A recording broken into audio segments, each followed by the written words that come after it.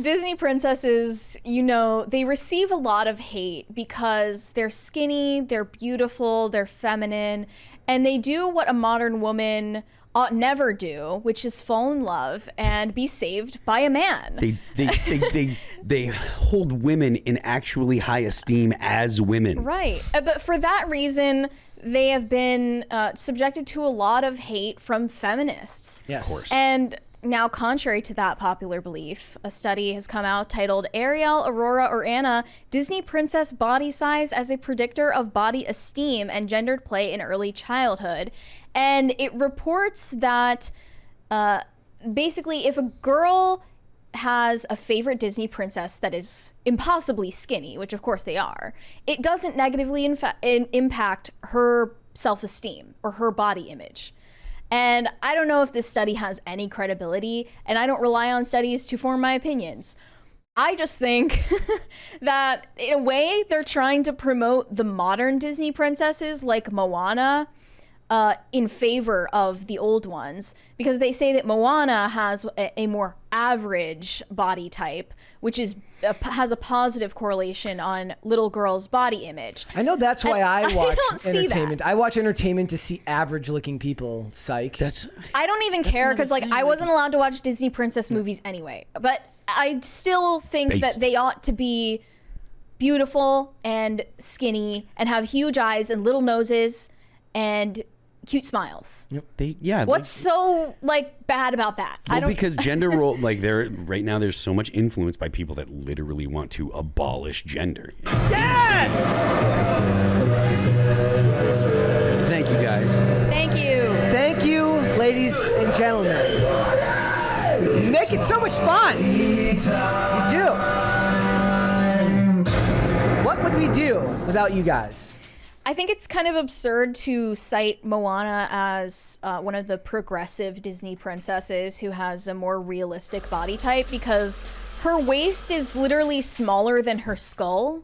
Like, she's still super skinny. Moana? Yeah, like her waist is in this photo at least narrower than her head. And I'm not saying it needs to be realistic. I want it to be unrealistic. It's a cartoon. I'm not saying, like, make her fat.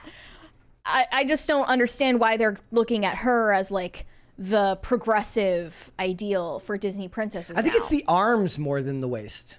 She's got wider arms than the average Disney princess. I guess because it's CGI instead of, like, actual drawn animation, it needs to look more realistic. These arguments and all this talk about, like, body positivity is an absolutely horrible thing for society, okay? We have... like 60% of Americans are obese. Like 75% are overweight. We need to put overweight people and normal bodies when it comes to, like, imaginary things. That needs to stop. We need to hold actually good things up, as this is an ideal to reach for, not, hey, you're expected to be like this all the time, but this is what we should try to do. The idea that we're allowing people to destroy their bodies. Diabetes is on the rise. It's like, how many people get type 2 diabetes now? It's ridiculous. Where's Jordan Peterson when you need him? No fatties. Just like, go to the damn gym. No fatties. No fatties. Good point. Also, this study was done on 3- and 4-year-olds, which seems way too young to really get any insight on them. And one of the comments put it very well. If your kid has body image issues at 3 years old, there's a problem with your parenting, not with Disney princesses. Yeah. And I agree. Yeah. But now, what about the traits of Disney princesses that are ideal that are actually outside of our control, like the size of our noses? Let's play that TikTok. There's a TikTok just hand-wringing about how all the Disney princesses from the olden days have small noses. How much nose is a Disney princess allowed to have? The answer is it depends on what year you were drawn, and in most cases, not much. Going back to the earliest princesses, we can see that their nose consists of like a hint of nostril, and then depending on the angle, also like a slight curve. This is in stark contrast to the women in these movies who were depicted as evil and therefore had to be ugly. One of the easiest ways to tell if a woman's going to be evil or just very unfuckable is to see if they have a nose that actually resembles a nose. She's mad that there are bad women. Continued all the way through the 80s, 90s, and 2000. And when non-white princesses started to get introduced, they got the same general lack of nose treatment. When 3D animation got introduced, they had to find new ways for their characters to technically have noses but to take up as little space as possible. And I think it's worth noting that Disney knows how to draw extremely hot people that have defined noses. They've been doing it for a long time. They just choose to keep women in this very narrow definition of beauty. Eventually, Yes. Big noses look better on Disney had men. to adjust. Yes. I think Moana's nose looks human, and Mirabelle too, even though she's not technically a princess. Well, Big Mirabelle noses, is ugly. Big noses, jaws that have like definition and stuff like that. That's literally a male trait. Yeah. Is to have larger noses and larger jaws, larger brow bones. Yeah. Mirabelle's ugly. I don't think little girls want to look like that. I just don't. This woman's an idiot. Yeah, and a lot of this is also, it's like she said. One of the quotes in the article was like one of the critiques that a lot of people have had. I'm like, not a lot of people. The average person has no such A lot of critique. feminist A lot of academics feminist have had. academics, There you go. people that hand wring for a living, they have a critique of it. The average person does not. The average person wants to like. There's The way a reason, that you make Disney princesses realistic is by making the live action version. Yeah. And a lot of like it boils down to just how they chose to animate those projects, right? Like they're not like they're taking all of the social cues here and none of the artistic cues. Right. Like at a certain Like we're not point- talking about the fact that their eyes take up half of their face. Yeah. That's not realistic either. Yep. But also, who cares? Like, it makes them more expressive. And at the end of the day, I am sick of pretending that Hollywood should just want to have. It was. I mentioned yesterday, Phil. Did you see the Apple commercial? The Apple commercial with all of the freaking ugly people in the boardroom. Are you talking about the announcement about Yes, the 15? where they all, where the lady walks into the boardroom and they're all just frumpy. I didn't watch it. They all just look, they all look like normal people, which is people that haven't gone to the gym and sit on their ass and do nothing. And If I wanted to see normal-looking people in a commercial, I would just go look in the mirror or look at I'd go to Walmart or Target. Perfectly normal-looking people at varying scales, right? Like. Yeah, why can't you just see yourself represented in the real world instead I of on don't screen? want to be represented in the movies. I want the people in the movies to be aspirational. yes, I don't want the people in the movies I don't want to see it's why I give leeway to the female action heroes when they're at least in really good shape. I'm like, yes, certainly she I watched Haywire. hold on. We're pro muscle mommy here, right? Yes. Okay. Oh, yeah. So I was watching Haywire recently. I rewatched Haywire and I posted this action scene where Gina Carano beats the crap out of this guy.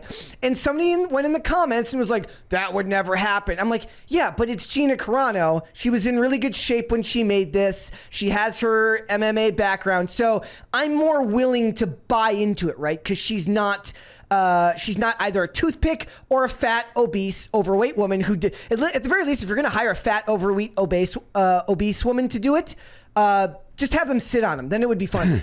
At least then there's some humor behind it, right? But they should be aspirational in their beauty in all forms. And Hollywood just doesn't seem to want to do that anymore because they're afraid of the same, 50 to 75 academics going online and complaining about how it's damaging to young girls. Who? I see a lot of things. Diabetes is damaging to people. Yeah. There's still plenty of ways in which we offer women impossible beauty standards, or we make things harder on women But here. aren't beauty standards supposed to be impossible to reach? They should I'm not even it's an ideal. I mentioned Right. I mentioned recently that every time and it comes from your social circle or where you get who you associate with, right? So Ivory Hecker, who's an independent journalist who used to work for Fox, she went on Project Veritas and exposed Fox News. She developed a large core conservative media following when she started doing her independent journalism, and anytime she posts a picture of herself at a pool, people freak out because that's also unfair. That this lady can't be an adult who goes to a pool and posts a picture with her friends in a bikini, because these people have an idea of what you're supposed why to do look they like. freak out? Because she's courted a largely conservative, I would assume a largely conservative audience, because anybody who gets found through Project Veritas, we know how the people who watch Project Veritas lean. I mean, just in general, I do think posting bikini photos on Instagram is more revealing than any of us realize. But I'm saying, then you're proving my point. There's plenty of ways we make women's lives harder for them with beauty standards and what's appropriate, what's acceptable. There's already plenty of ways we do that. Telling people to not aspire to be beautiful, to not be in shape, is stupid and silly. It makes no sense. Well, there haven't been any fat Disney princesses, to be fair to them. Small mercies. It's not Mary. yet. Yeah. They haven't done that yet. There are no fat Disney princesses. They're all pretty much skinny, So, which is a good thing in my opinion. Maybe one is in the pipeline that we don't know about.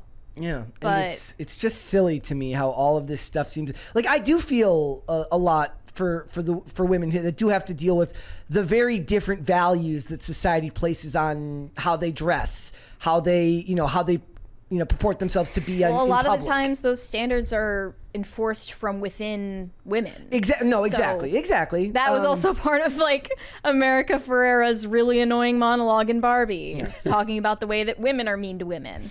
And that's a big gripe that feminism is not ready to confront. Men don't know how to be misogynist. Women know how to be misogynist. If we were to look at the people shaming women for bikini photos, I would love to see the demographic breakdown of just who exactly is out there shaming. I think it's probably men because I've heard, I don't know, but horniness and anger are the same emotion. or they're basically they're the same thing. That's what certain people have said. Yeah. So That makes no sense. What do you guys think of the hungry and anger are far closer than horny and angry. hangry. Yeah. horngry? Yeah, there is no such thing as horngry, but There's a hangry's reason real. for that. What do you guys think of the nose discourse? A lot of people are saying that because villains in Disney movies have hooked noses or larger noses, even Maleficent, who is one of the more like cunty villains, she still has a hooked nose or like a crooked nose. It's an anti-Semitic trope. I was just gonna say the whole Disney anti-Semitism thing. Well, they I mean, Walt Disney supposedly was an anti-Semite. Yeah. I don't know if that's like historically accurate, but this one comment said, it is related to anti-Semitism. Having big noses and being evil is one of the most common and oldest anti-Semitism tropes. Also, Disney was anti-Semitic. But I mean, I think it just adds to portraying someone as cold and sharp.